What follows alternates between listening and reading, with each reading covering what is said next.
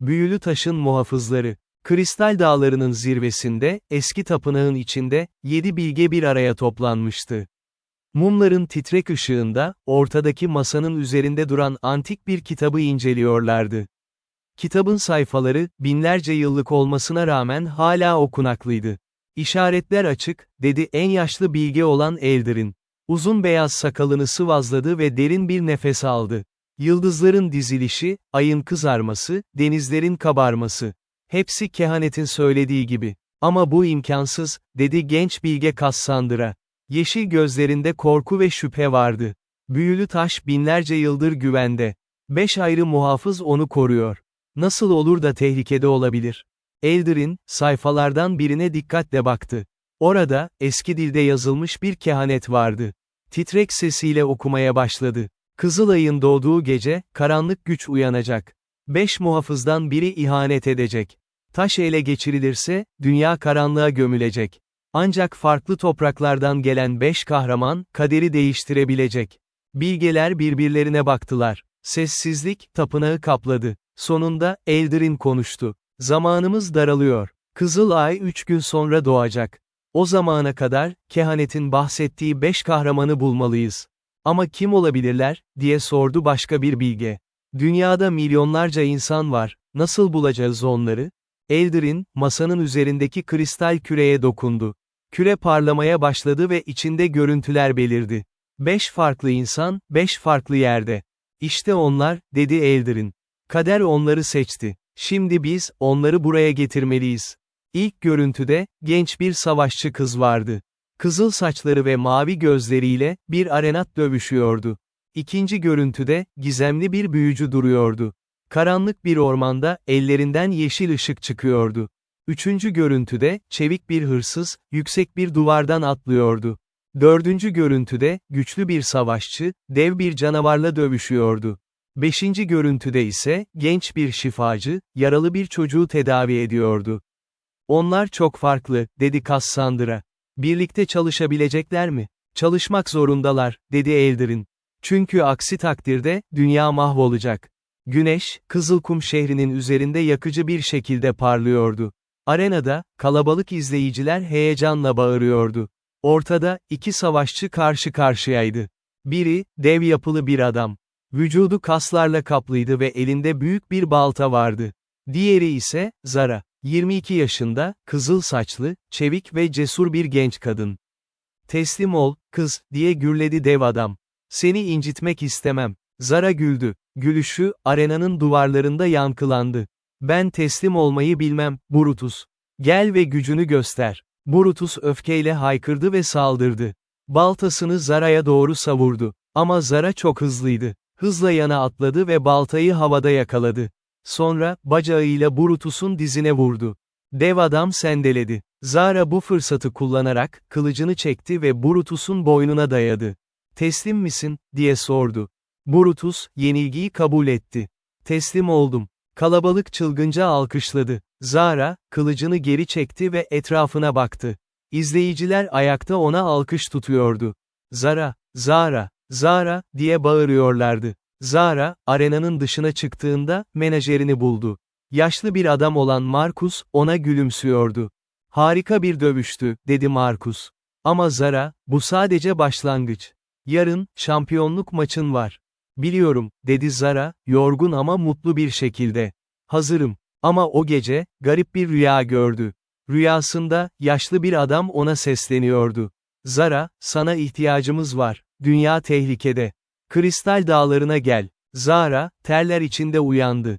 Kalbi hızla çarpıyordu. Bu sadece bir rüya mıydı, yoksa daha fazlası mı? Sabah olduğunda, Marcus ona garip bir haber verdi.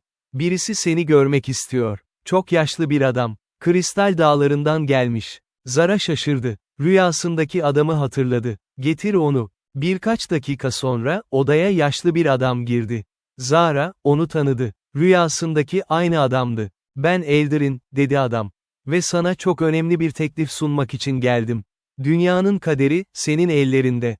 Zara, şüpheli baktı. "Bu bir şaka mı?" "Hayır," dedi Eldarin ciddi bir şekilde. "Büyülü taş tehlikede. Ve sen, onu kurtarmak için seçilmiş 5 kahramandan birisin." Büyülü taş mı, dedi Zara. Efsanelerde duyduğum şey mi? Efsane değil, dedi Eldarin. Gerçek. Ve eğer yanlış ellere geçerse, dünya karanlığa gömülür. Zara, uzun uzun düşündü. Şampiyonluk maçını kaçıracaktı. Ama eğer dünya gerçekten tehlikedeyse. Tamam, dedi sonunda. Geleceğim. Ama önce Marcus'a veda etmem gerekiyor. Marcus, Zara'nın kararını duyduğunda üzüldü ama anladı. Git, dedi. Ve dikkatli ol. Sen benim için bir kız gibisin. Zara, Marcus'a sarıldı. Döneceğim. Söz veriyorum. Gölge ormanı, adını boşuna taşımıyordu. Ağaçlar o kadar yoğundu ki, güneş ışığı güçlükle yere ulaşıyordu. Ormanın derinliklerinde, eski bir kulübede, genç bir büyücü yaşıyordu. Noctis, 25 yaşındaydı. Siyah saçları ve mor gözleriyle gizemli görünüyordu. Çocukluğundan beri büyü öğreniyordu. Ama büyüleri, diğer büyücülerden farklıydı. O, karanlık büyüleri kullanıyordu. Karanlık büyü, toplum tarafından yasaklanmıştı. Ama Noctis, bunun yanlış olduğunu düşünüyordu. Karanlık büyü kötü değildi. Sadece nasıl kullanıldığına bağlıydı. O gece, kulübesinde yeni bir büyü üzerinde çalışıyordu. Ellerinden yeşil ışık çıkıyor ve havada karmaşık desenler oluşturuyordu. Aniden, kapı çalındı. Noctis şaşırdı. Bu saatte kim gelebilirdi? Kapıyı açtığında, yaşlı bir adam gördü. Eldarin, sen kimsin, diye sordu Noctis şüpheli. Ben Eldarin, dedi adam. Kristal dağlarından geliyorum. Seninle konuşmam gerekiyor. Noctis, adamı içeri aldı. Eldarin, etrafına baktı ve Noctis'in çalışmalarını gördü. Karanlık büyü, dedi Eldarin. İlginç bir seçim. Beni yargılamaya mı geldin, diye sordu Noctis soğuk bir şekilde. Hayır, dedi Eldarin. Senden yardım istemek için geldim. Dünya tehlikede ve senin gücüne ihtiyacımız var. Eldarin, büyülü taş hakkında her şeyi anlattı. Kehaneti, 5 kahramanı ve yaklaşan tehlikeyi. Noctis, dikkatle dinledi. Neden ben? Toplum beni dışladı. Karanlık büyü kullandığım için benden nefret ediyorlar. Çünkü karanlık büyü, bu görev için gerekli, dedi Eldarin. Düşmanımız da karanlık güç kullanıyor. Onu yenmek için, karanlığı anlayan birine ihtiyacımız var. Noctis, düşündü. Topluma karşı öfkesi vardı. Ama aynı zamanda, dünyayı kurtarma fırsatı da ilgisini çekiyordu. Tamam, dedi sonunda. Geleceğim. Ama bir şartım var. Bu görev başarılı olursa, karanlık büyü hakkındaki önyargıların kalkmasını istiyorum. Eğer başarılı olursak, dedi Eldarin, herkes senin değerini görecek. Söz veriyorum. Gökyüzü şehri, bulutların üzerinde inşa edilmiş muhteşem bir yerdi. Yüzen adalar, görkemli köprüler ve kristal kuleler. Ama şehrin karanlık bir tarafı da vardı. Zenginler lüks içinde yaşarken, fakirler sokakta açlıktan ölüyordu. Raven, bu sokakların çocuğuydu. 18 yaşındaydı ve hayatta kalmak için hırsızlık yapıyordu. Ama o, sıradan bir hırsız değildi. O, sadece zenginlerden çalıyordu ve çaldığı şeyleri fakirlere dağıtıyordu. O gece, büyük bir soygun planlamıştı. Şehrin en zengin tüccarının evine girecekti. Ama bu kolay değildi. Ev, büyülü korumalarla korunuyordu. Raven, çatıdan eve girdi. Sessizce hareket etti ve korumalardan kaçındı. Sonunda, tüccarın hazine odasına ulaştı. Orada, altınlar, mücevherler ve değerli eşyalar vardı. Raven, bunların bir kısmını çantasına doldurdu. Ama sonra, bir şey dikkatini çekti. Masanın üzerinde, eski bir mektup vardı. Mektupta, büyülü taş hakkında bilgiler vardı. Raven, merakla mektubu okudu. Taş ele geçirilirse, dünya mahvolacak, diye yazıyordu. 5 muhafız onu koruyor. Ama biri ihanet edecek. Raven şaşırdı. Tüccar, neden büyülü taş hakkında bilgiye sahipti? Ve bu ihanet de neydi? Mektubu alıp, hızla evden kaçtı. Ama çıkarken, korumalardan biri onu fark etti. Alarm çalmaya başladı. Raven, çatılarda koşarak kaçtı. Muhafızlar peşindeydi ama o çok hızlıydı. Sonunda, gizli sığınağına ulaştı. Ertesi sabah, kapısı çalındı. Dikkatle açtığında, yaşlı bir adam gördü. Eldarin, sen kimsin, diye sordu Raven şüpheli. Ben Eldarin, dedi adam. Ve sen dün gece çaldığın mektubu okudun. Şimdi, gerçeği bilmek istiyorsun. Raven şaşırdı. Bu adam, her şeyi nasıl biliyordu? Eldarin içeri girdi ve büyülü taş hakkında her şeyi anlattı. Raven, dikkatle dinledi. Tüccar, dedi Raven, o ihanet edecek kişilerden biri mi? Muhtemelen, dedi Eldarin. Ama emin değiliz. Bu yüzden senin gibi birinden yardıma ihtiyacımız var. Gizlice hareket edebilen, gerçeği keşfedebilen biri. Raven, düşündü. Bu, tehlikeli bir görevdi. Ama aynı zamanda, hayatının en büyük macerasıydı. Tamam, dedi. Geleceğim. Ama fakirlere verdiğim sözü tutmalıyım. Onlara yeterince yiyecek bırakmalıyım. Zaman var, dedi Eldarin. Hazırlıklarını yap. Demir Vadisi, sert bir yerdi. Dağlar, madenler ve sürekli savaşlar. Burada yaşamak kolay değildi. Ama Kael, burada doğmuştu ve büyümüştü. 30 yaşında, güçlü ve cesur bir savaşçıydı. Vücudu yara izleriyle kaplıydı. Her iz, geçmiş bir savaşın hikayesiydi. O gün, köyü bir canavar sürüsü tarafından saldırıya uğramıştı. Dev kurtlar, köye girmişti ve insanları öldürüyordu. Kael, kılıcını alıp savaşa atıldı. Tek başına, onlarca kurtla savaştı. Gücü, cesareti ve tecrübesiyle, tüm kurtları yendi. Köylüler, ona minnettar oldu. Kael, sen bizim kahramanımızsın, dediler. Ama Kael, sadece başını salladı. Sadece görevimi yaptım. O gece, yaraları sararken, garip bir ziyaretçi geldi. Eldarin, sen Kael misin, diye sordu yaşlı adam. Evet, dedi Kael. Sen kimsin? Eldarin, kendini tanıttı ve büyülü taş hakkında anlattı. Kael, dikkatle dinledi. Neden ben, diye sordu Kael. Ben sadece basit bir savaşçıyım. Basit değilsin, dedi Eldarin. Sen, en güçlü savaşçılardan birisin. Ve sadece güçlü değil, aynı zamanda onurluyum. Böyle birine ihtiyacımız var. Kael, uzun uzun düşündü. Köyünü bırakmak istemiyordu. Ama dünya gerçekten tehlikedeyse, köyümü kim koruyacak, diye sordu. Diğer savaşçılar, dedi Eldarin. Ve zaten, eğer dünya mahvolursa, köyünde mahvolur. Kael, bunun doğru olduğunu biliyordu. Tamam, geleceğim, ama köylülere veda etmem gerekiyor. Ertesi sabah, köylüler ona veda etti. Dikkatli ol, Kael, dediler. Ve dön, sana ihtiyacımız var. Döneceğim, dedi Kael. Söz veriyorum. Işık Tapınağı, dünyanın en kutsal yerlerinden biriydi. Burada, şifacılar yaşıyor ve hastaları tedavi ediyorlardı. Tapınak, barışın ve merhametin sembolüydü.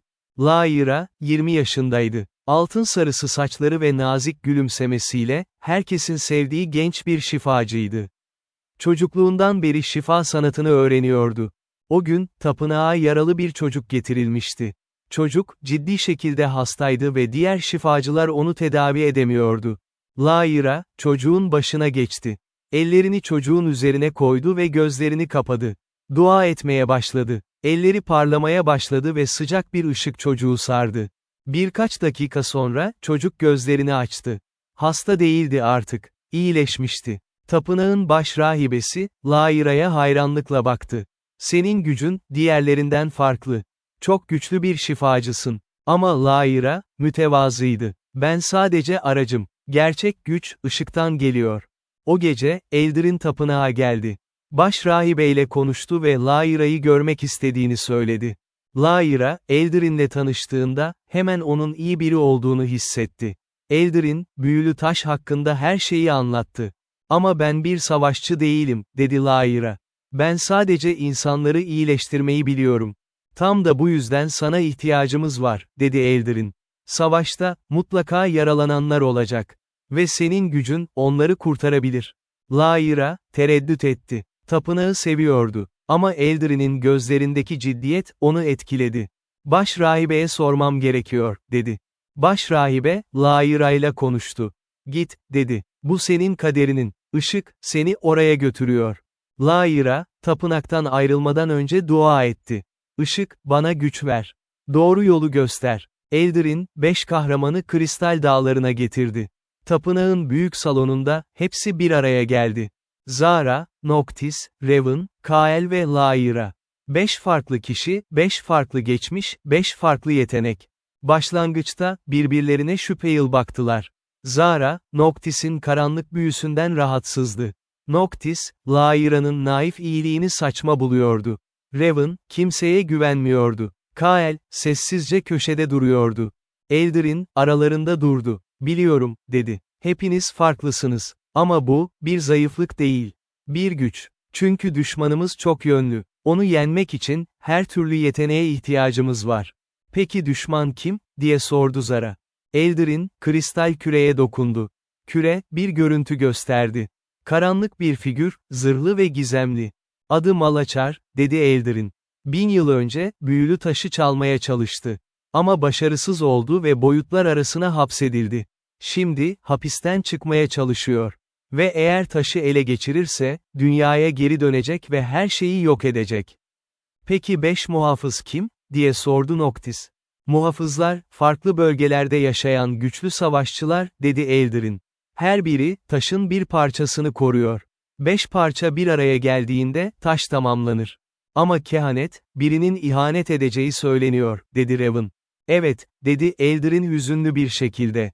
Muhafızlardan biri, Malaçar tarafından kandırıldı. Ama kim olduğunu bilmiyoruz. O zaman ne yapacağız, diye sordu Kael. Muhafızları tek tek ziyaret edeceğiz, dedi Eldirin. Taş parçalarını toplayacağız. Ve aynı zamanda, haini bulacağız. Bu, kolay olmayacak, dedi Zara.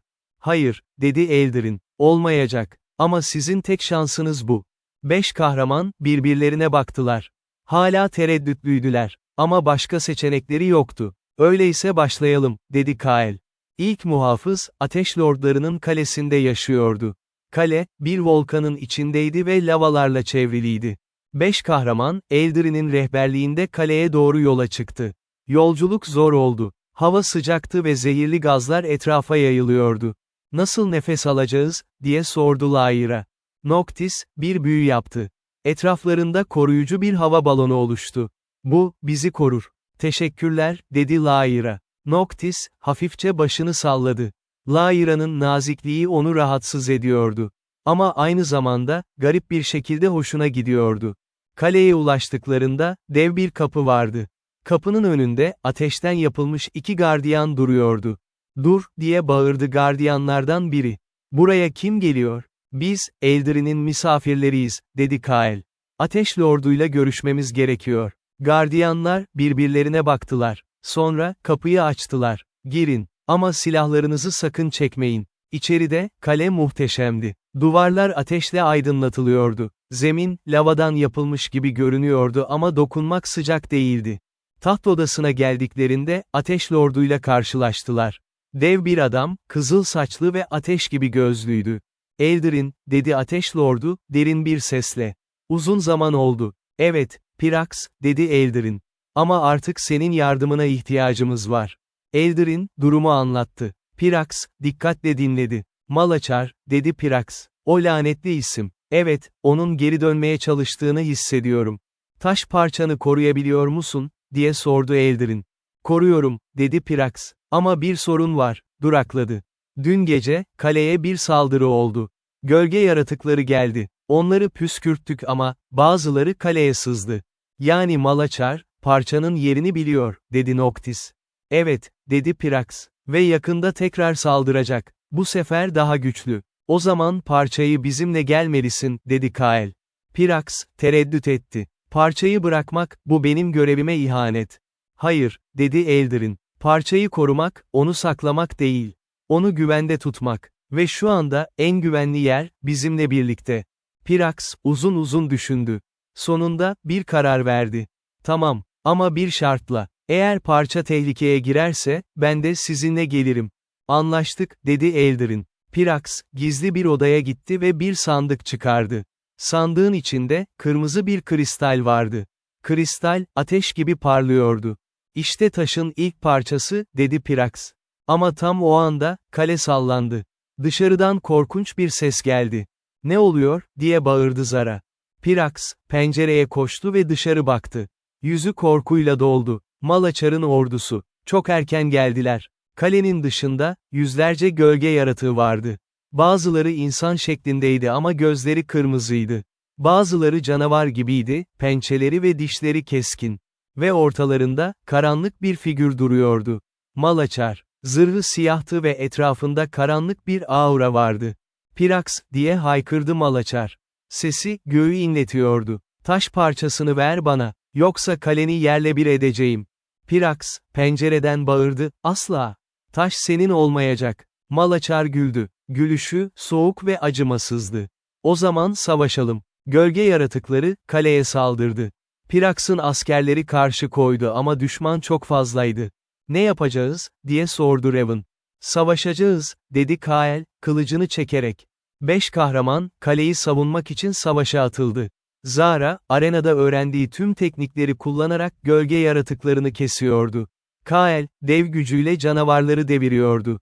Raven, çevik hareketleriyle düşmanları şaşırtıyordu. Noctis, karanlık büyülerini kullandı. Ellerinden yeşil ışık çıktı ve gölge yaratıklarını kontrol etti. "Sizin gücünüz karanlık mı?" diye bağırdı. "Benimki de." Lyra, yaralıları tedavi ediyordu. Elleri parlak bir ışıkla doldu ve her dokunuşu, yaraları iyileştirdi. Ama düşman çok güçlüydü. Gölge yaratıkları sürekli geliyordu. "Bu böyle gitmez," diye bağırdı Zara. "Bir plan yapmalıyız." Noctis, düşündü. "Malaçar'ı durdurabilirsek, ordusu da dağılır. Ama ona nasıl ulaşacağız, diye sordu Raven. "Ben ulaşabilirim," dedi Lyra. Herkes ona şaşkınlıkla baktı. "Sen," dedi Noctis. "Sen bir şifacısın, savaşçı değil. Ama ışık beni koruyor," dedi Lyra kararlılıkla. "Ve ben, onunla konuşabilirim. Belki de onu ikna edebilirim." "Bu delilik," dedi Kael. "Ama başka seçeneğimiz var mı?" diye sordu Lyra. Herkes sessiz kaldı. Sonunda, Eldrin konuştu, "Lyra haklı. Bazen, savaşmak yerine konuşmak daha güçlüdür." "Tamam," dedi Zara. "Ama yalnız gitmeyeceksin. Ben de seninle geleceğim." "Ben de," dedi Kael. "Hepimiz," dedi Noctis. Lyra gülümsedi. "Teşekkürler." 5 kahraman, birlikte Malaçar'a doğru ilerledi. Gölge yaratıkları onları durdurmaya çalıştı ama Noctis'in büyüleri onları savurdu. Sonunda, Malaçar'ın karşısına çıktılar. "İşte buradasınız," dedi Malaçar. "Kehanetin kahramanları, ne kadar cesaretsiz görünüyorsunuz." "Biz, cesaret için değil, barış için geldik," dedi Lyra. Malaçar güldü. "Barış mı? Dünya barışı hak etmiyor. Kaos, doğal düzendir." "Hayır," dedi Lyra. "Sevgi ve ışık, doğal düzendir. Sen, sadece acı çekiyorsun. Ve o acı, seni karanlığa itti." Malaçar durdu. Lyra'nın sözleri, onu etkilemişti. "Acı mı? Sen ne biliyorsun acıyı?" "Biliyorum," dedi Lyra yumuşak bir sesle. "Çünkü herkes acı çeker. Ama acı, bizi tanımlamaz. Bizim seçimlerimiz tanımlar." Malaçar, sessizce durdu. Uzun bir süre kimse konuşmadı. Sonunda, Malaçar konuştu, belki haklısın. Ama artık çok geç. Ben, karanlığın parçası oldum. Geri dönemem. Her zaman bir yol vardır, dedi Lyra. Ama o anda, Malaçar'ın arkasından başka bir figür belirdi. Karanlık bir gölge. "Malaçar," diye haykırdı gölge. "Onları dinleme, zayıflık gösterme." Malaçar, geriye döndü. Sen kimsin? "Ben senin gerçek ustanım," dedi gölge. "Ve sen, benim aracımsın. Şimdi, taş parçasını al." Malaçar, kafası karıştı. Gözlerinde bir çatışma vardı. "Hayır," diye bağırdı Lyra. "Sen, onun kölesi değilsin. Kendi seçimini yap." Malaçar, bağırdı. Bir iç savaş yaşıyordu. Sonunda, bir karar verdi. Karanlık gölgeye döndü. "Hayır, artık senin kölen değilim." Gölge, öfkeyle haykırdı. "O zaman yok olacaksın." Gölge, Malaçar'a saldırdı. Ama 5 kahraman, araya girdi. Birlikte, gölgeye karşı savaştılar. Zara'nın kılıcı, Kael'in gücü, Raven'in hızı, Noctis'in büyüleri ve Lyra'nın ışığı. Hepsi bir araya geldi. Sonunda, gölge yenildi. Kayboldu. Malaçar, yere diz çöktü. "Teşekkürler," dedi. Beni kurtardınız." "Sen kendini kurtardın," dedi Lyra.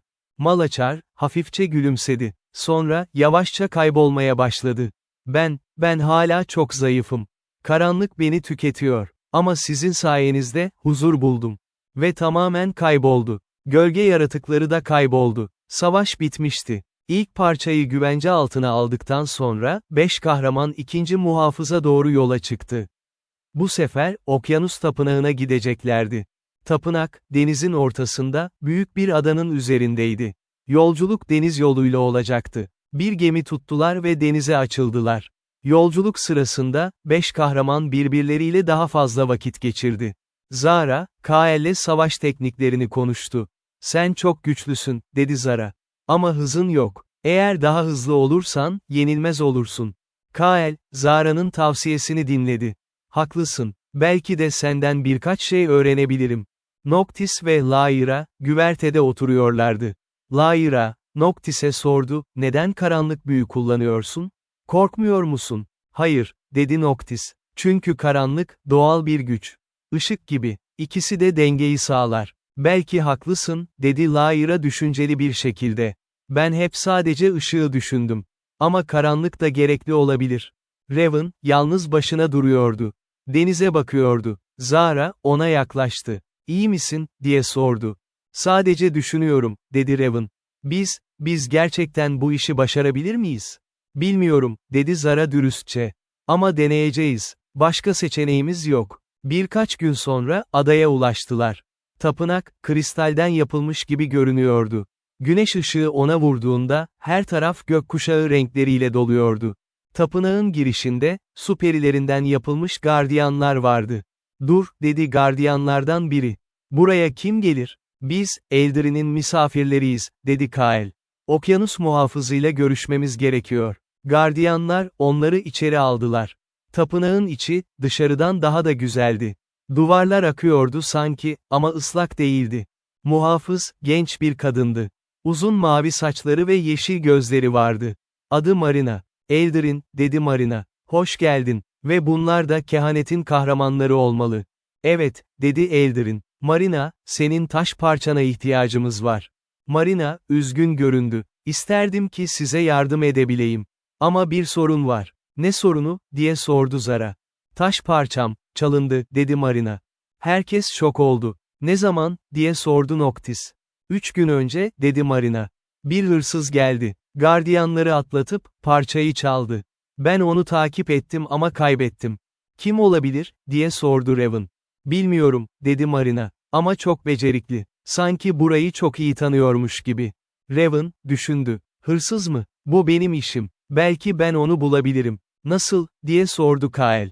Hırsızlar, her zaman bir iz bırakır, dedi Raven. Bana hırsızın gittiği yeri göster. Marina, onları gizli odaya götürdü. Oda, karmaşık bir labirentteydi ama hırsız, labirenti çözmüştü. Raven, odayı dikkatlice inceledi. Sonra, küçük bir iz buldu. Ayak izi. İşte, dedi. Bu ayak izi, deneyimli bir hırsıza ait. Ve bak, ayakkabının taban desenine göre, gökyüzü şehrinden. Gökyüzü şehri mi, dedi Marina şaşkınlıkla. Orası çok uzak. Ama hırsız oradan gelmiş, dedi Raven. Ve büyük ihtimalle oraya geri dönmüş. O zaman gökyüzü şehrine gitmeliyiz, dedi Zara. Ama hırsız kim olabilir, diye sordu Lyra. Raven, düşündü. Sonra, bir şey hatırladı. İlk gece, tüccarın evinde bulduğu mektup. Tüccar, dedi. O, büyülü taş hakkında bilgiye sahipti. Belki de hırsızı o tuttu. Öyleyse geri dönmeliyiz, dedi Kael. Gökyüzü şehrine döndüklerinde, Raven onları doğrudan tüccarın evine götürdü. Ama bu sefer, gizlice gitmeyeceklerdi. Doğrudan kapıyı çalacaklardı. Tüccar, kapıyı açtığında şaşırdı. Kimsiniz siz? Biz, taş parçasını arıyoruz, dedi Zara. Ve senin onu çaldığını biliyoruz. Tüccar, ter döktü. Ben bir şey bilmiyorum. Kael, tüccarı duvara yasladı. Yalan söyleme. Nerede taş parçası? Tüccar, korktu. Tamam, söyleyeceğim. Ama lütfen beni incitmeyin. Söyle, dedi Noctis. Ben parçayı çalmadım, dedi tüccar. Ama onu çalan kişiyi tanıyorum. O bir suikastçı. Adı Shade.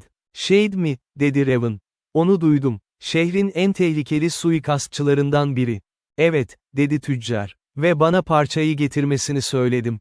Ama o beni dolandırdı. Parçayı alıp kaçtı. Nerede şimdi, diye sordu Kael. Bilmiyorum, dedi tüccar. Ama muhtemelen yeraltı pazarında. Parçayı satmaya çalışıyordur. Yeraltı pazarı mı, dedi Zara. Nerede o? Raven, cevap verdi, şehrin altında. Gizli bir yer. Sadece yerli hırsızlar bilir. Sen biliyor musun, diye sordu Lyra. Evet, dedi Raven. Sizi oraya götürebilirim. Yeraltı pazarı, gökyüzü şehrinin en karanlık yeriydi. Burada, yasa dışı her şey satılıyordu. Silahlar, büyülü eşyalar, hatta insanlar bile. 5 kahraman, dikkatlice içeri girdi. Etraflarında, şüpheli tiplemeler vardı. Herkes onlara bakıyordu. Rahat görünün, dedi Raven. Eğer gergin görünürseniz, dikkat çekeriz. Pazarın derinliklerine doğru ilerlediler. Sonunda, bir tezgah buldular. Tezgahın arkasında, karanlık bir pelerinli figür duruyordu. "Shade," diye fısıldadı Raven. Zara, öne çıktı. "Shade, çaldığın taş parçasını geri ver." Shade, başını kaldırdı. Yüzü görünmüyordu ama gözleri parlıyordu. "Taş parçası mı? Ne parçası?" "Okyanus tapınağından çaldığın," dedi Noctis. Shade güldü. "Ah, evet, onu çaldım. Ama satmayacağım. Çünkü başka planlarım var." "Ne planları?" diye sordu Kael. "Malaçar'a vermek," dedi Shade. "O, bana çok para ödeyecek." "Malaçar öldü," dedi Lyra. Shade, şaşırdı. "Öldü mü? Ama bu imkansız." "Değil," dedi Zara. "Biz onu yendik. Şimdi, parçayı ver bize." Shade, geriye çekildi. "Hayır. Eğer Malaçar öldüyse, ben parçayı kendim için saklayacağım. Çok değerli. Son şansın," dedi Kael, kılıcını çekerek. Shade, hızla hareket etti. Elinden bir duman bombası attı. Etraf dumana büründü. Dumanın arasından, Shade kaçmaya çalıştı. Ama Raven, onu yakaladı. İkisi, hızlıca dövüştü. Shade çok becerikli bir suikastçıydı. Ama Raven de deneyimli bir hırsızdı. Sonunda, Raven kazandı. Shade'i yere yatırdı ve üzerini aradı. Küçük bir çanta buldu. İçinde, mavi bir kristal vardı. "İşte," dedi Raven. "İkinci parça." Ama Shade, hala konuşuyordu. Siz kazanamazsınız. Çünkü hain, sizin aranızda." "Ne?" dedi Zara şok içinde. "5 muhafızdan biri ihanet etti," dedi Shade. "Ve o hain, sizden birini de kandıracak." "Yalan söylüyorsun," dedi Kael. "Öyle mi?" dedi Shade. "Bekleyin ve görün." Shade, dumanın arasında kayboldu. 5 kahraman, birbirlerine baktılar. Şüphe, aralarına girmeye başlamıştı. O gece, 5 kahraman bir handa konakladı. Ama kimse rahat edemedi. Shade'in sözleri, zihinlerini karıştırıyordu. "Sizce doğru mu söylüyordu?" diye sordu Lyra. "Bilmiyorum," dedi Zara. "Ama bu mümkün. Kehanet, bir hainden bahsediliyordu. Ama o hain, muhafızlardan biri," dedi Noctis. "Bizden biri değil. Ama Shade, hain bizden birini de kandıracak," dedi Raven. Herkes sessiz kaldı. Birbirlerine şüpheli baktılar. Kael, ayağa kalktı. "Bu saçmalık. Biz bir takımız. Birbirimize güvenmeliyiz." "Kolay söylemesi," dedi Raven. "Ama gerçek şu ki, hepimiz yabancıyız. Birbirimizi sadece birkaç gündür tanıyoruz." "O zaman ne öneriyorsun?" diye sordu Zara. "Birbirimizi mi suçlayalım?" "Hayır," dedi Lyra yumuşak bir sesle. "Ama dikkatli olmalıyız." Noctis, sessizce köşede oturuyordu. Kimse ona bakmıyordu. Ama o, herkesi izliyordu. O gece, Noctis bir karar verdi. Sabah olduğunda, Eldrin'le konuşacaktı. Ertesi sabah, Noctis Eldrin'i buldu. "Seninle konuşmam gerekiyor." "Ne oldu?" diye sordu Eldrin. "Shade'in sözleri," dedi Noctis. "Hain hakkında. Bence o, doğru söylüyordu." "Neden düşünüyorsun böyle?" "Çünkü mantıklı," dedi Noctis. "Muhafızlardan biri ihanet etti. Ve o hain, bizden birini kullanmak isteyebilir." "Peki kimin olduğunu düşünüyorsun?" diye sordu Eldrin. Noctis tereddüt etti. "Bilmiyorum. Ama dikkatli olmalıyız." Eldrin başını salladı. "Haklısın. Ben de aynı şeyi düşünüyordum. Ama şimdilik, kimseye söyleme. Ekip bölünmemeli." Üçüncü muhafız, rüzgar tepelerinde yaşıyordu. Burası, sürekli fırtınaların estiği bir yerdi. Rüzgar o kadar güçlüydü ki, yürümek bile zordu. 5 kahraman, tepelere tırmandı. Her adımda, rüzgar onları geriye itiyordu. Ama pes etmediler. Sonunda, tepelerin zirvesine ulaştılar. Orada, gökyüzüne doğru yükselen bir kule vardı. Kulenin tepesinde, bir figür duruyordu. "Kim geldi?" diye haykırdı figür. Sesi, rüzgarla karışıyordu. "Biz, Eldrin'in misafirleri," dedi Kael. "Rüzgar muhafızıyla görüşmek istiyoruz." Figür, aşağı indi. Genç bir adamdı. Gümüş saçları ve gri gözleri vardı. "Adı Eron." "Eldrin," dedi Eron. "Ne getirdi seni buraya?" Eldrin, durumu anlattı. Eron, dikkatle dinledi. "Malaçar," dedi Eron. "Onu duymuştum. Ama ölü olduğunu sanıyordum." "Döndü," dedi Eldrin. "Ama biz onu yendik. Şimdi, taş parçalarını topluyoruz." Eron, düşündü. "Parçam güvende. Ama size verirsem, kim bilir ne olur." "Güvende olacak," dedi Zara. "Söz veriyoruz." Eron, onlara baktı. Sonra, bir karar verdi. Tamam, ama önce, bana değerinizi kanıtlamanız gerekiyor. Nasıl, diye sordu Lyra. Bir test, dedi Aeron.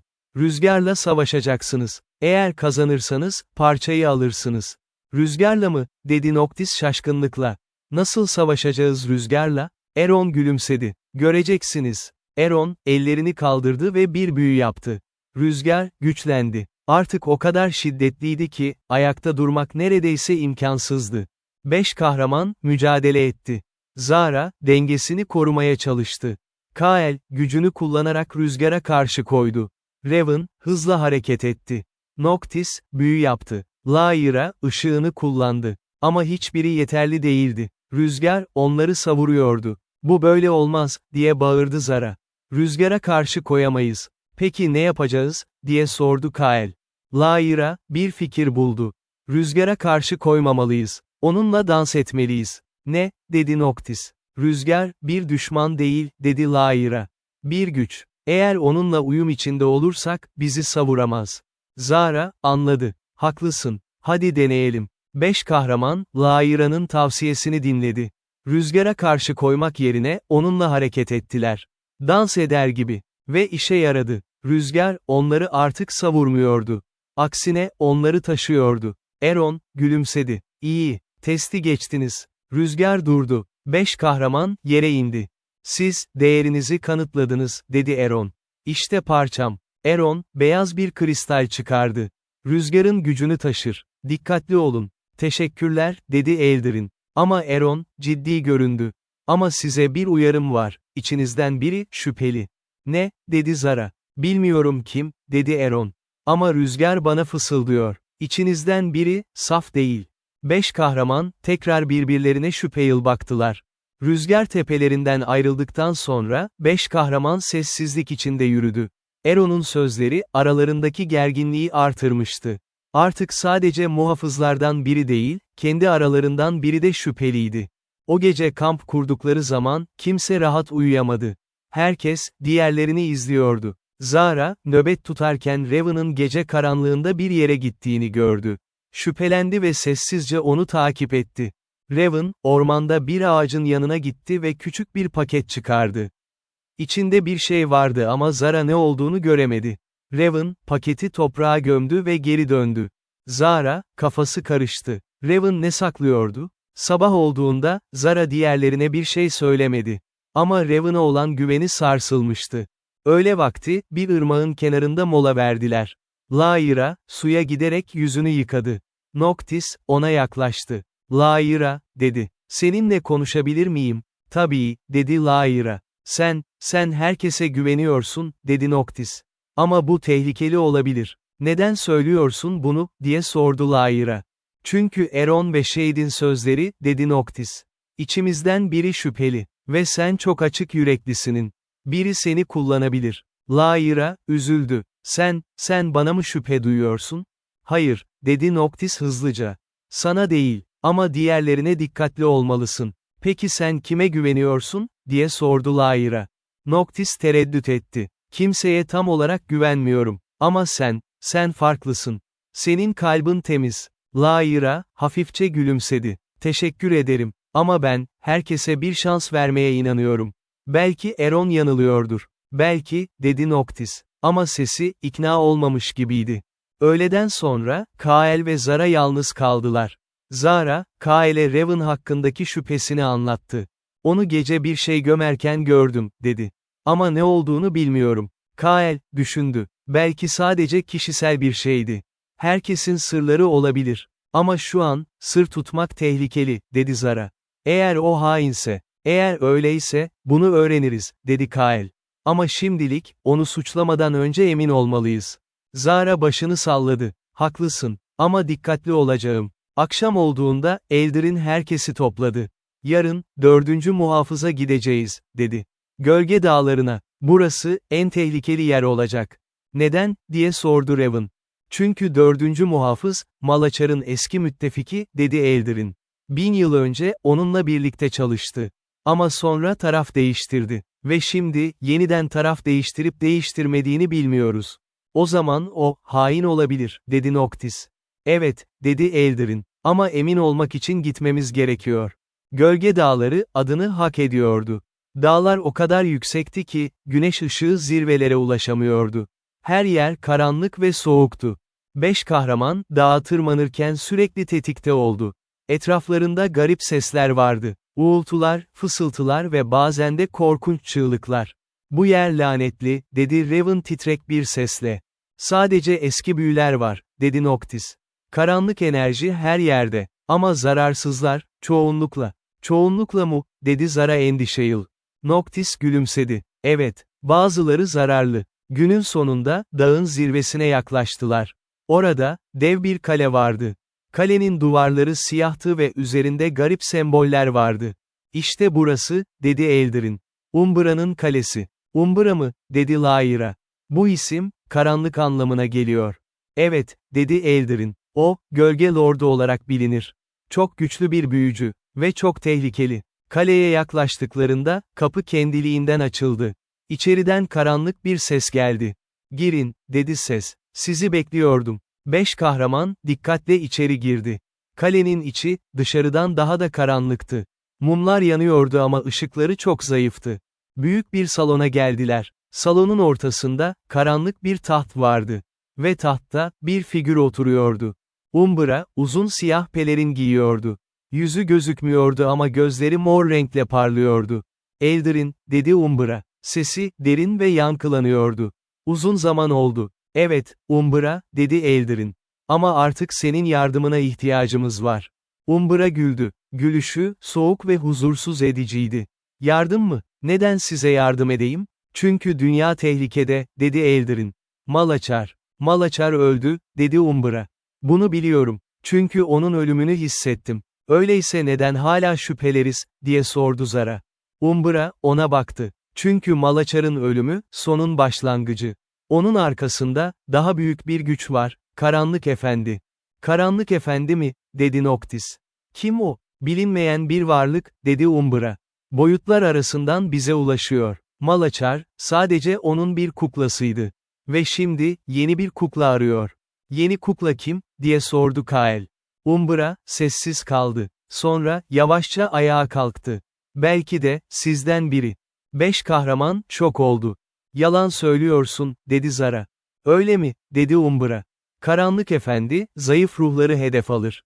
İçinde şüphe, korku veya nefret olan herkesi. Söyleyin bana, içinizde böyle duygular yok mu?" Herkes sessiz kaldı. Çünkü Umbra haklıydı. Hepsinin içinde, bir karanlık vardı. Raven'ın içinde, topluma karşı öfke vardı. Noctis'in içinde, dışlanmaktan gelen acı vardı. Zara'nın içinde, ailesini kaybetmenin kederi vardı. Kael'in içinde, savaşın travması vardı. Lyra'nın içinde ise, her şeyin iyi olacağına dair naif inancın kırılganlığı vardı. "Görüyorum," dedi Umbra. "Hepinizin içinde karanlık var. Ve Karanlık Efendi, bunu kullanacak." "Peki ne yapmalıyız?" diye sordu Lyra. "Karanlığınızla yüzleşmelisiniz," dedi Umbra. "Onu kabul etmeli ve kontrol altına almalısınız. Aksi takdirde, sizi tüketecek." "Bu kolay değil," dedi Noctis. "Hayır," dedi Umbra. "Değil, ama gerekli." Eldarin araya girdi. "Umbra, taş parçan nerede?" Umbra, ona baktı. "Güvende. Ama size vermeyeceğim." "Ne?" dedi Zara öfkeyle. "Neden?" "Çünkü size güvenmiyorum," dedi Umbra. "İçinizden biri, Karanlık Efendi'nin kuklası olabilir. Ve ona taş parçasını vermek, felaketle sonuçlanır. Ama biz hainiz değiliz," dedi Lyra. "Belki şimdi değilsiniz," dedi Umbra. "Ama gelecekte, kim bilir?" Kael, kılıcını çekti. "Zorla mı alsak?" Umbra, parmağını kaldırdı. Aniden, oda karanlıkla doldu. Gölge yaratıklar belirdi ve 5 kahramanı sardı. "Zorla alamazsınız," dedi Umbra. "Çünkü ben, gölgelerin efendisiyim. Burada, ben tanrıyım." Noctis, öne çıktı. "Umbra, sen de karanlık büyü kullanıyorsun. Ben de. Belki ben seni ikna edebilirim." Umbra, ilgiyle baktı. Sen karanlık büyücüsün.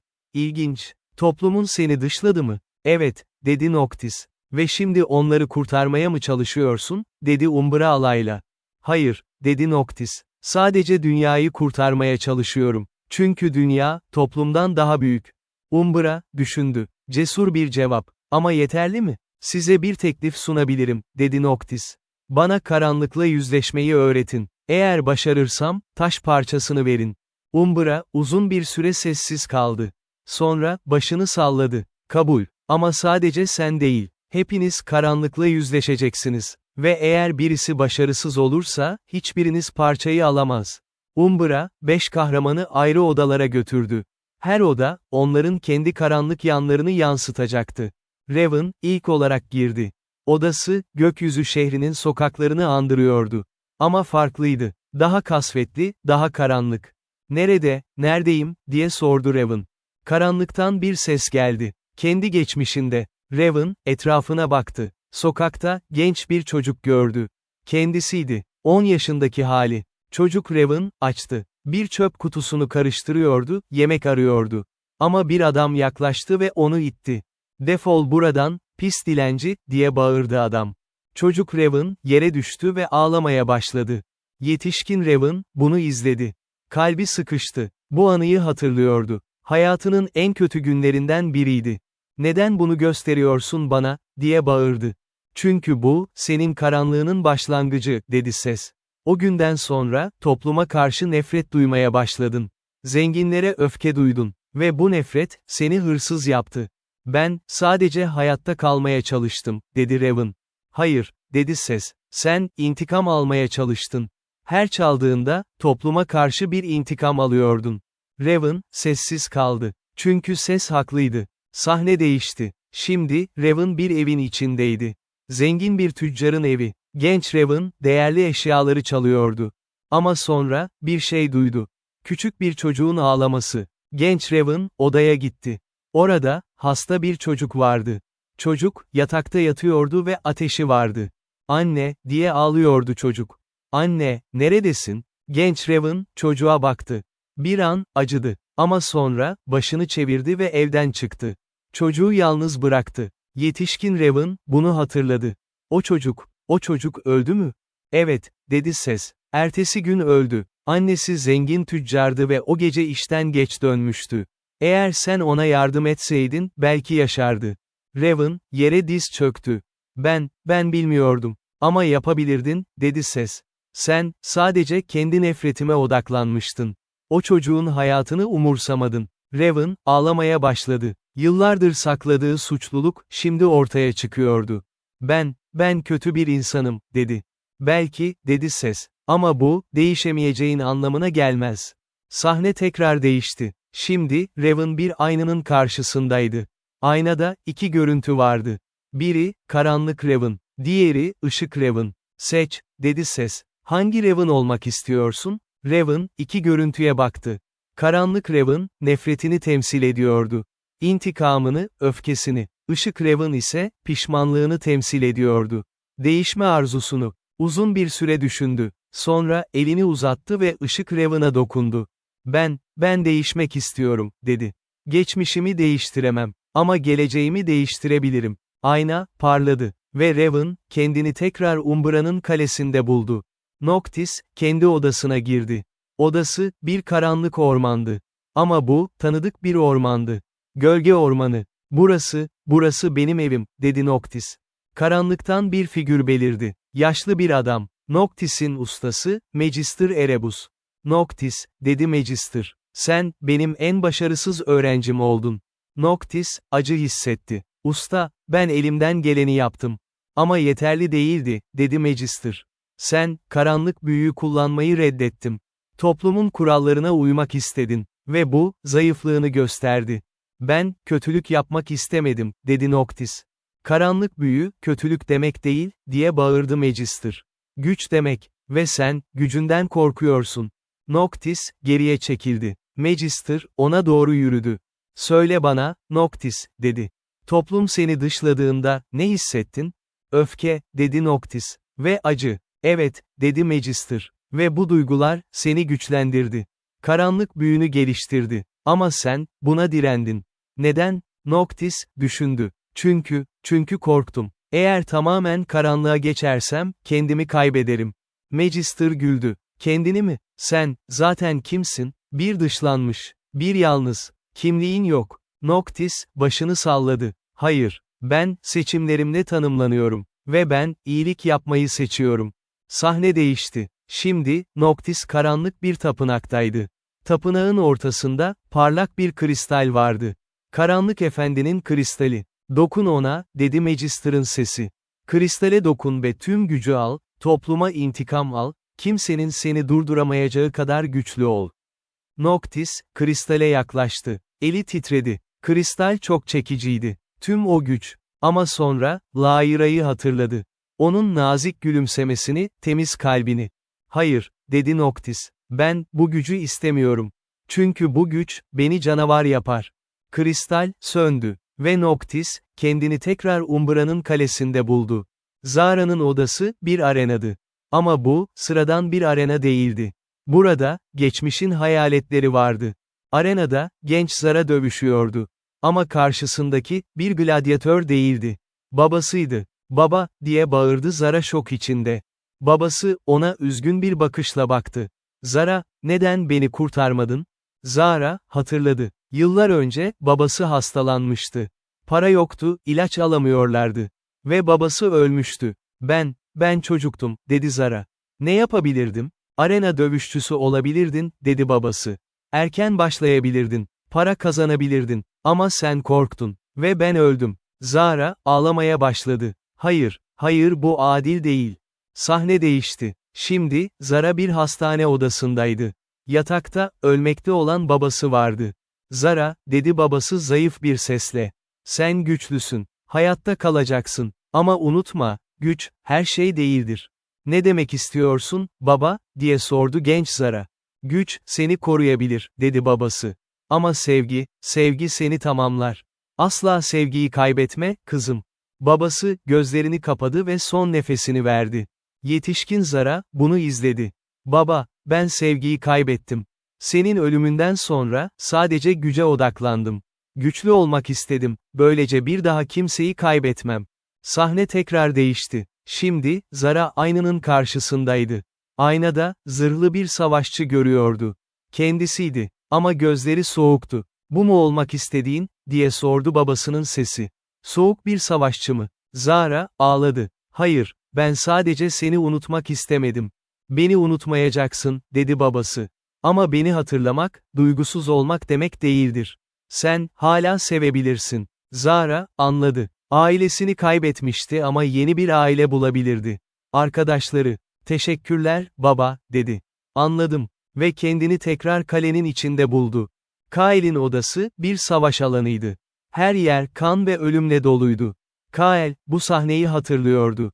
Demir Vadisi'ndeki en büyük savaştı. Hayır, diye fısıldadı. Buraya dönmek istemiyorum. Ama kaçamazdı. Sahne, canlıydı. Genç Kael, savaş alanında dövüşüyordu. Yanında, en yakın arkadaşı Thorin vardı. Kael, diye bağırdı Thorin. Sağ tarafımızı korumamız gerekiyor. Kael, sağ tarafa koştu. Ama o anda, bir okey geldi ve Thorin'in göğsüne saplandı. Thorin, diye haykırdı Kael. Thorin, yere düştü. Kael, ona koştu ve kucağına aldı. Kael, dedi Thorin zayıf bir sesle. Sen hayatta kal. Ve Thorin öldü. Yetişkin Kael, bunu izledi. Gözyaşları süzüldü. Ben onu kurtaramadım. Hayır, dedi bir ses. Kurtaramadın. Çünkü sen yeterince hızlı değildin. Kael, öfkeyle bağırdı, ben elimden geleni yaptım. Ama yeterli değildi, dedi ses. Ve şimdi, Thorin öldü. Senin yüzünden. Kael, yumruklarını sıktı. Bu benim hatam değildi. Savaş, böyle bir şeydir. Öyle mi, dedi ses. O zaman neden kendini suçluyorsun? Neden her gece Thorin'in ölümünü hayal ediyorsun? Kael, sessiz kaldı. Çünkü ses haklıydı. Yıllardır kendini suçluyordu. Sahne değişti. Şimdi, Kael bir mezarlıktaydı. Thorin'in mezarı önünde. Thorin, dedi Kael. Özür dilerim. Seni kurtaramadığım için. Thorin'in hayaleti belirdi. Kael, beni affet. Ne, dedi Kael şaşkınlıkla. Ben, seni affedin istemiyorum, dedi Thorin. Sen, kendini affetmelisin. Ama sen öldün. Savaşta, dedi Thorin. Ve sen, bunu değiştiremezdin. Ama şimdi, yeni bir savaşın var, dünyayı kurtarmak. Ve bu sefer, başarabilirsin. Ama sadece eğer geçmişi bırakırsan. Kael, anladı. Geçmişteki hatalarını unutamadı ama bağışlayabilirdi. Teşekkürler, Thorin, dedi. Huzur içinde yat. Ve kendini tekrar kalenin içinde buldu. Laira'nın odası, ışık tapınağıydı. Ama farklı bir versiyonu. Karanlık ve soğuk. Bu olmamalı, dedi Laira. Tapınak hep ışıklı ve sıcak. Karanlıktan bir figür belirdi. Baş rahibe. Laira, dedi baş rahibe. Sen, başarısız oldun. Ne, dedi Laira şaşkınlıkla. Başarısız mı? Evet, dedi baş rahibe. Sen, dünyayı kurtarmaya çalıştın. Ama başaramadın. Ve şimdi, herkes öldü. Sahne değişti. Tapınak, yıkılmıştı. Her yer enkaz doluydu. Ve zeminde, ölü insanlar vardı. Laira, dehşetle etrafına baktı. Hayır bu gerçek olamaz. Ama öyle, dedi baş rahibe. Sen, çok naiftin. Herkese güvendin. Ve sonunda, birisi sana ihanet etti. Laira, yere diz çöktü. Ben sadece iyilik yapmak istedim. İyilik yeterli değildir, dedi baş rahibe. Dünya, karanlıkla dolu. Ve sen, çok zayıfsın. Laira, ağlamaya başladı. Belki baş rahibe haklıydı. Belki de o, çok zayıftı. Ama sonra, bir ışık belirdi. Sıcak ve nazik. Laira, dedi yumuşak bir ses. Sen zayıf değilsin. Laira, başını kaldırdı. Işık, bir insan şekli aldı. Tanrıça Lumina. Tanrıça, dedi Laira. Laira, iyilik zayıflık değildir, dedi Lumina. Güçtür. Çünkü iyilik, umut getirir. Ve umut, en güçlü silahıdır. Ama ben kırılganım, dedi Laira. Evet, dedi Lumina. Sen kırılgansın. Ama bu, bir zayıflık değil. Çünkü kırılganlık, seni insan yapıyor. Ve insanlık, en değerli şeydir. Laira, anladı. Naif olmak, kötü bir şey değildi. Çünkü naiflik, iyiliğe inanmaktı. Teşekkürler, Tanrıça, dedi Laira. Şimdi git, dedi Lumina. Ve dünyayı kurtar. Çünkü sen, umudun taşıyıcısısın. Ve Laira, kendini tekrar kalenin içinde buldu. 5 kahraman, Umbra'nın salonunda tekrar bir araya geldi. Hepsi, yorgun ama daha güçlü görünüyordu. Umbra, onlara baktı. Hepiniz karanlıkla yüzleştiniz. Ve kazandınız. Evet, dedi Kael. Ve şimdi, taş parçasını istiyoruz. Umbra, başını salladı. Hak ettiniz. Ama size bir uyarım var. Ne uyarısı, diye sordu Zara. Karanlık Efendi, sizinle ilgileniyor, dedi Umbra. Ve yakında, sizden birine ulaşacak. Dikkatli olun. Kimden söz ediyorsun, diye sordu Noctis. Bilmiyorum, dedi Umbra. Ama hissettiğim tek şey şu, ihanet yakın. Umbra, siyah bir kristal çıkardı. İşte 4. parça. Karanlığın gücünü taşır. Eldarin, kristali aldı. Teşekkürler, Umbra. Bir şey daha, dedi Umbra. 5. muhafız, o en tehlikeli olanı. Çünkü o, hainin ta kendisi. 5 kahraman, şok oldu. Kim o, diye sordu Raven. İsmi, Vortan, dedi Umbra. Eski bir savaşçı lordu. 1000 yıl önce, Malaçar'la birlikte çalıştı. Sonra taraf değiştirdi ve muhafız oldu. Ama şimdi yeniden Karanlık Efendi'ye hizmet ediyor. Nerede o, diye sordu Kael. Kızıl Çöl'de, dedi Umbra. Eski bir kalesinde. Ama dikkatli olun. O, çok güçlü. Ve tuzaklar kurmuş olabilir. 5 kahraman, Kızıl Çöl'e doğru yola çıktı. Yolculuk, uzun ve zor oldu. Çöl, sıcak ve kuraktı. Su bulmak neredeyse imkansızdı. 3. günde, Raven hastalandı. Aşırı sıcaktan dolayı bayıldı. Laira, hemen ona yardım etti. Ellerini Raven'ın başına koydu ve şifa büyüsü yaptı. Teşekkürler, dedi Raven, zayıf bir sesle. Rica ederim, dedi Laira. Biz bir takımız. Raven, gülümsedi. İlk defa, gerçekten bir aileye ait olduğunu hissetti. O gece, kamp kurarlarken, Zara ve Kael konuştu. Vortan hakkında ne düşünüyorsun, diye sordu Zara. Tehlikeli bir düşman, dedi Kael. Ama yenebiliriz. Eğer birlikte hareket edersek. Ama Umbra, hainin yakın olduğunu söyledi, dedi Zara. Ya içimizden biri? Hayır, dedi Kael kesinlikle. Hepimiz karanlıkla yüzleştik. Hepimiz kazandık. Artık birbirimize güvenmeliyiz. Zara, başını salladı. Haklısın. Noctis ve Laira, biraz uzakta oturuyorlardı. Yıldızlara bakıyorlardı. Laira, dedi Noctis. Sana bir şey söylemek istiyorum. Evet, dedi Laira. Ben hayatım boyunca yalnızdım, dedi Noctis. Ama şimdi, sizinle birlikte olduğumda, farklı hissediyorum. Sanki bir yere aitim. Lyra gülümsedi. Sen, bizim ailemizsin, Noctis. Ve her zaman öyle olacaksın. Noctis, hafifçe gülümsedi. İlk defa, gerçekten mutlu olduğunu hissetti. 5. günde, Vortan'ın kalesine ulaştılar. Kale, dev ve ürkütücüydü. Kızıl taşlardan yapılmıştı ve üzerinde karanlık semboller vardı. "Hazır mısınız?" diye sordu Eldirin. "Hazırız," dedi Zara. Kaleye girdiklerinde, sessizlik vardı. Hiç gardiyan, hiç asker yoktu. "Bu normal değil," dedi Raven. "Neden bu kadar sessiz?" "Bir tuzak olabilir," dedi Kael. Yavaşça içeride ilerlendiler. Koridorlar, dar ve karanlıktı.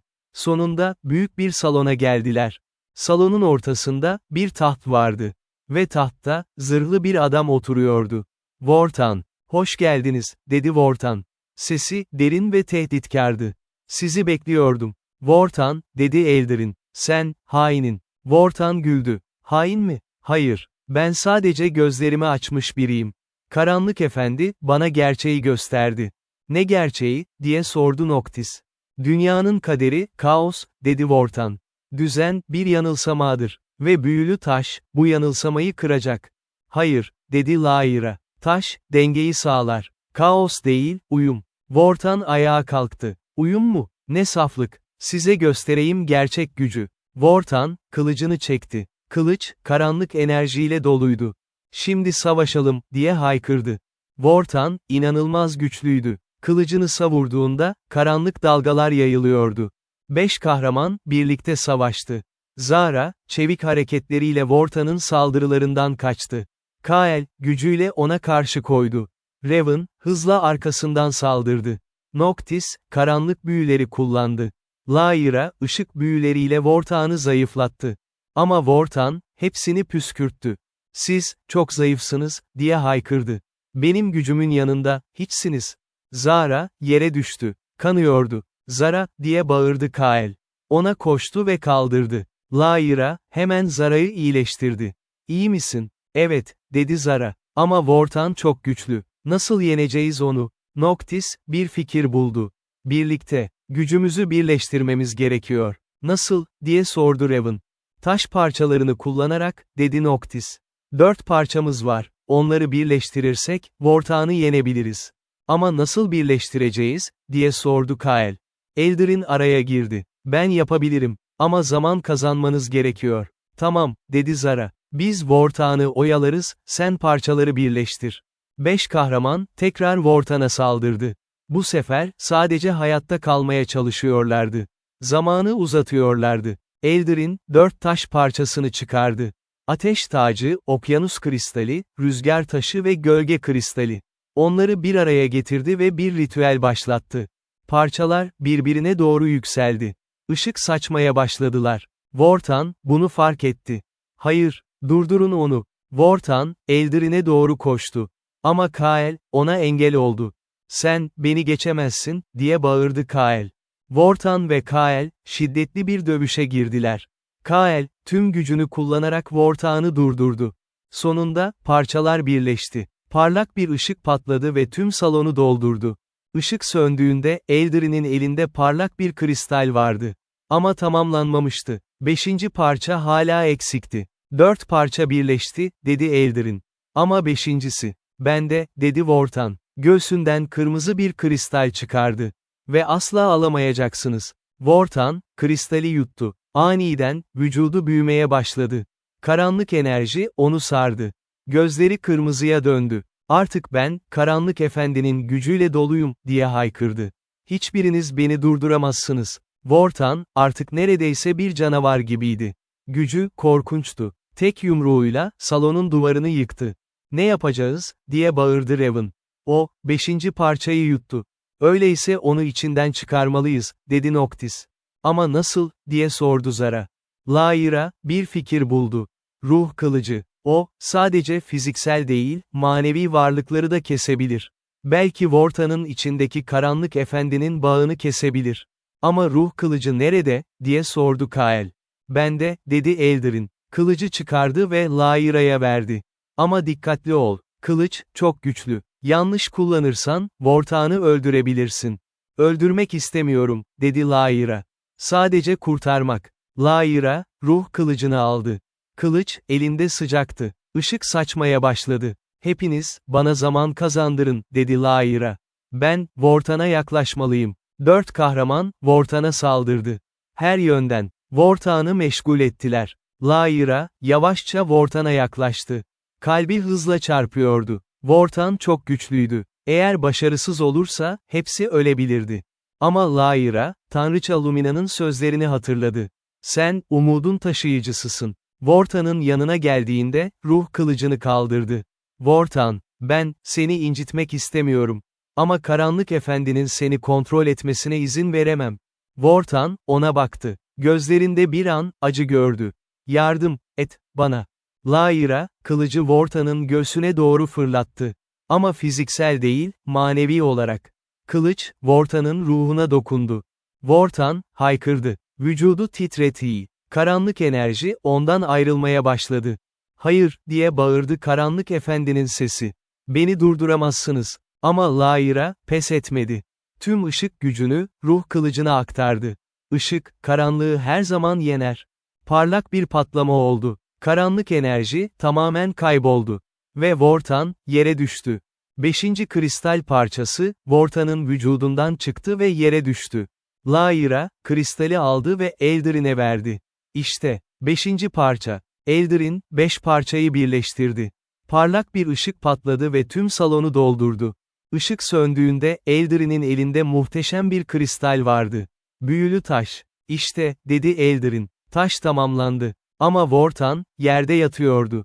Zayıf ve yaralıydı. Lyra, ona koştu ve iyileştirmeye başladı. Vortan, iyi misin? Vortan, gözlerini açtı. Artık kırmızı değil, maviydi. Ben özgürüm. Karanlık Efendi, gitti. Evet, dedi Lyra. Sen artık özgürsün. Vortan, ağlamaya başladı. Teşekkürler. Yıllarca onun kölesi oldum. Ama şimdi, özgürüm. Taş tamamlanmıştı. 5 kahraman, zaferlerini kutlamaya hazırlanıyordu. Ama aniden, kale sallandı. Ne oluyor, diye bağırdı Zara. Eldarin, pencereye koştu ve dışarı baktı. Yüzü korkuyla doldu. Karanlık Efendi, o geliyor. Gökyüzü, karanlıkla doldu. Dev bir portal açıldı ve oradan korkunç bir varlık çıktı. Karanlık Efendi, insan değildi. Saf karanlık enerjiden oluşmuş, dev bir yaratıktı. Gözleri yoktu ama her şeyi görüyordu. Size uyarıda bulunmuştum, dedi Vortan. O, asla pes etmez. Şimdi, taşı almak için bizzat geldi. Peki ne yapacağız, diye sordu Raven. Savaşacağız, dedi Kael. Ama o çok güçlü, dedi Noctis. Tek başımıza yenilmeyiz. Eldarin, büyülü taşa baktı. Taşın gücünü kullanmalıyız. Ama bu, çok riskli. Neden, diye sordu Lyra. Çünkü taş, kullanıcının ruhunu tüketir, dedi Eldarin. Onu kullanan kişi, muhtemelen ölecek. Herkes sessiz kaldı. Kim, bu fedakarlığı yapacaktı? Ben yaparım, dedi Zara. Hayır, ben, dedi Kael. Ben, dedi Raven. Ben, dedi Noctis. Ben, dedi Lyra. Eldarin, gülümsedi. Hepiniz, çok cesursunuz. Ama kimsenin ölmesine gerek yok. Nasıl, diye sordu Zara. 5'iniz birlikte taşı kullanabilirsiniz, dedi Eldarin. Gücü paylaşırsanız, kimse ölmez. Ama mükemmel bir uyum gerekiyor. Yapabiliriz, dedi Lyra. Biz bir takımız. Ve birbirimize güveniyoruz. 5 kahraman, taşın etrafında toplandı. Her biri, taşa dokundu. Taş, parlamaya başladı. 5 farklı renk, kırmızı, Zara, mavi, Kael, yeşil, Raven, mor, Noctis ve beyaz, Lyra. Renkler birleşti ve gökkuşağı gibi bir ışık oluştu. Karanlık Efendi, kaleye saldırdı. Dev pençeleriyle duvarları yıktı. Şimdi, diye bağırdı Eldarin. 5 kahraman, taşın gücünü serbest bıraktı. Gökkuşağı ışığı, Karanlık Efendi'ye doğru fırladı. Karanlık Efendi, haykırdı. Hayır, bu imkansız. Işık, onu sardı. Karanlık, yavaşça kayboldu. Siz kazanamazsınız, diye bağırdı Karanlık Efendi. Ben sonsuza kadar döneceğim. Hayır, dedi Lyra. Sen, artık yok olacaksın. Çünkü ışık, karanlığı her zaman yener. Son bir patlamayla, Karanlık Efendi kayboldu. Portal kapandı. Gökyüzü, normale döndü. Savaş bitmişti. 5 kahraman, yorgun ama mutlu olarak Kristal Dağları'na döndü. Büyülü taşı tapınağa geri yerleştirdiler. Bilgeler, onları kutladı. Siz, dünyayı kurtardınız. Sizin adınız, tarihte sonsuza kadar yaşayacak. Ama 5 kahraman, mütevazıydı. Biz, sadece görevimizi yaptık, dedi Kael. Ve birlikte yaptık, dedi Zara. Birkaç gün sonra, ayrılma zamanı gelmişti. Her biri, kendi evine dönecekti. Zara, Kızılkum şehrine dönecekti. Marcus onu bekliyordu. Noctis, gölge ormanına dönecekti. Ama artık yalnız değildi. İçinde, arkadaşlarının anıları vardı. Raven, gökyüzü şehrine dönecekti. Ama artık hırsızlık yapmayacaktı. Fakirlere yardım edecekti, yasal yollarla. Kael, Demir Vadisi'ne dönecekti. Köyü onu bekliyordu. Lyra, ışık tapınağına dönecekti. Ama şimdi, dünyayı görmüştü. Ve değişmişti. Veda ederken, hepsi gözyaşları döktü. Birbirimizi tekrar görecek miyiz, diye sordu Lyra. Elbette, dedi Zara. Biz, bir aileyiz. Ve aileler, her zaman bir araya gelir. Söz mü, diye sordu Raven. Söz, dedi Kael. 5 kahraman, birbirlerine sarıldı. Son bir kez. Ve sonra, ayrıldılar. Her biri, kendi yoluna gitti. Bir yıl sonra, Kristal Dağları'nda bir festival düzenlendi.